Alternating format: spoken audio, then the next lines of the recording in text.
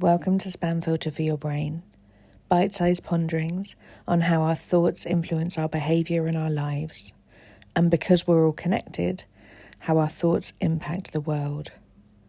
I'm here to help people reconnect with their bodies and declutter their brains. And I don't believe that we should just magically know how our emotions and our thoughts impact our lives if no one ever teaches us. So let's learn this stuff together. How many times have you been worried about saying no because you're worried about what other people think? And most importantly, I guess this could be summarised as because you don't want other people to feel uncomfortable. That's right, people. We're on the grand old topic of people pleasing once again, because it's something that just keeps coming up. What's so interesting about focusing on the fact that you have to do something that you don't want to do, and I'm using have to in very inverted commas, this idea that we have to do something because we don't want other people to feel uncomfortable, doesn't acknowledge the fact that we're actually people and we are also feeling really uncomfortable.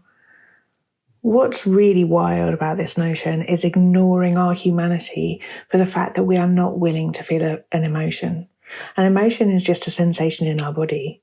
And the strange thing is that we try and navigate our way through this by doing stuff that we don't want to, because we don't want other people to feel uncomfortable. And that thought in itself makes us uncomfortable.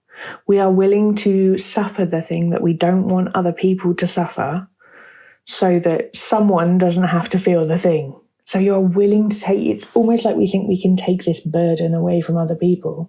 But the truth is, if the person who you're doing the thing for really knew that you actually didn't want to, that probably would make them feel a little bit uncomfortable. So in truth, what you're doing is doing something that is almost, let's face it, a little bit deceptive to try and avoid another, probably adult, having their own human experience about what is effectively the truth, i.e. you don't want to do the thing. When we are ignoring our own humanity, what we're doing is denying the truth of the things that we want to do. And if I'm being real honest, trying to sort of manipulate how other people feel about things. We're trying to control other people's emotions so that we don't have to experience anything that we may say to ourselves if we think that they may be uncomfortable. It's not that we don't want to feel the discomfort, we don't want them to feel uncomfortable. What we're really worried about is the kind of shit that we're going to say to ourselves if you label yourself as the kind of person who doesn't put other people first, who isn't willing to take on that burden of trying to alleviate discomfort from somebody else. We're worried about the things that we will say to ourselves if we are not the person who puts ourselves last. Things like, I'm really selfish, I should have thought of other people more, other people's time is more deserving, I should have done this in a different way, I should have managed my time better, their needs are more important than mine. These kind of thoughts just like pop up like a little Rolodex in our brain. And what if we could just skip that? Because the truth is that we can. If we know that we have our own back and we are not going to be assholes to ourselves about the fact that we haven't put other people's needs above our own, what that takes us back to is trying to check in with what we need in our lives. And frankly, if more people were doing that, we wouldn't need to be getting all up and involved in other people's business all the time because we'd all be looking after ourselves. It's because we are often overstretching ourselves and lending ourselves to other people's supposed needs or what we presume their needs to be to such a great extent that we're often leaving ourselves in deficit and then need other people to come and step in for us. It's a whole big borrowing game, and the zero sum is that everybody feels a little bit like they're putting themselves out too much and not getting the things they need. We can bring this stuff home. And we can bring this stuff home by not being so unkind to ourselves about the fact that we have needs and being willing to feel the discomfort of the fact that other people are allowed to think what they think about us.